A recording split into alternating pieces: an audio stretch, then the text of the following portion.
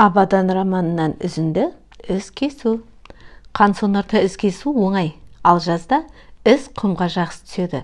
Сосын жаңбырлы күндері жортқан аңды ұзатпай ұстауға болады. Тек күзде қиын, қатты жерге із түспейді. Аңшы қарағаш қорығына қарай бағыт алған.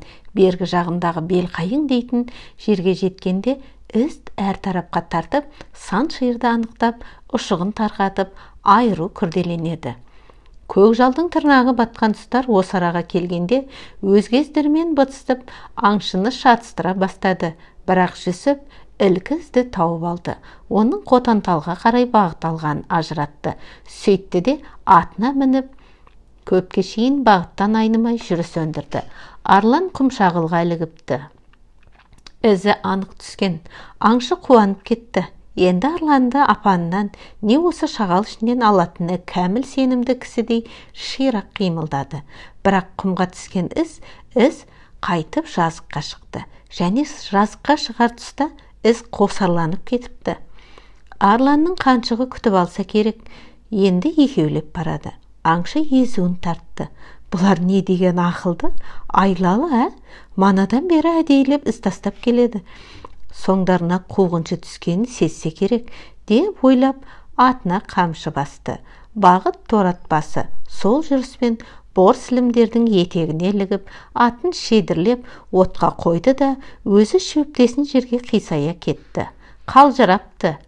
Кірпігі киіз үйдің байлаусыз қайыра салған түндігіндей ауырлап барады. Езуінен су ағып, тәтті ұйқыға бас қойды. Кенет жақын маңнан қасқыр ұлыды. Ат осқырынды. Көзі шарадай ашылған аңшы дереу атына жетіп барып, шылбырын білегіне орап алды. Өзі тағы тыңдады.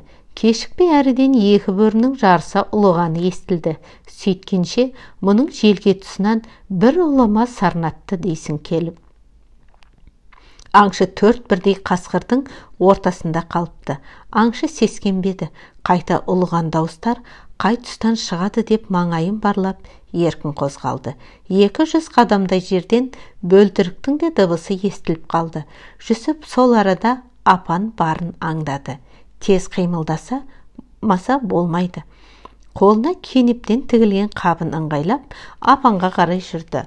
Аузына тақағаны баяғы қоңырқай еркек бөлтірік бұқ-бұқ еткізіп үріп, алдынан атып шықты. Оның артында 3 бөлтірік жүр екен. Жүсіп бірден байқады. Кейінгі шеу ұрғаш екенде мына қызғылт қоңыры еркегі болып тұр. Өзінше ұяластарын қорғаған болып, бұған айбат шегіп қояды. Ол бұрылып болғанша шап беріп, желкесінен бүріп ұстай алды да қап түбіне зытырды. Қалғандары бықылап, дыбыс шығарып апан ішіне тығылды. Қасқырлай жақындай түскен. Жүсіп қолындағысының аузын буып, қанжығасына байлады. Өзіне тура қарап, еппен қозғалған төртеудің екеуін жазбай таныды. Айсыр мен Көксеңгір. Екеуінен бөлегі осылардан тараған бөрілер болса керек. Үйірдің қамын ойлап, орталарына келген адам баласына дұшпан көздерін қадап, ұрымтал тұс туса шап бергілері бар. Аңшы атына мінуге асықпады. Былайрақ шыға бере, ерден үзеңгіні таралғысымен босатып алды. Онысы жоқтан бар қару қылғаны. Аңшы бұл арадан оңайлықпен шықпасын. Мұналарға өзінің кім екенін көрсетіп, анықтап көрсетпесе, жағдайдың қиынға соғарын жақсы ұққан. Сөйткенше болмады. Жас Арлан алға ұмтылды. Жүсіп таралғыны тарта ұстап, үзеңгіні сілтемекке толғап, айналдырып тұр. Көз көзге түйіскен, аңды сәт шиеленіп сіп барады.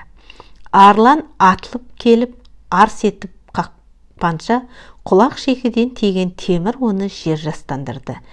Және бір қайтара дәлдеп ұрғанда қасқыр қимылсыз қалды. Соққысы бас сүйегіне дөптейді, сеспей қатты. Басқасы ырылдап гүжілдеген қалпы аулақта тұр.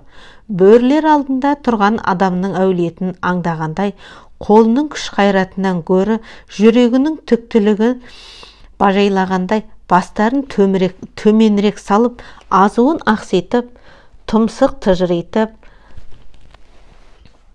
алыстан айбат шегеді. Аңшы осы сәтті пайдаланып, бір орында тұра алмай тыпыршыған атын жөндеп ертіп, айрыл таралғысын түзеп алды.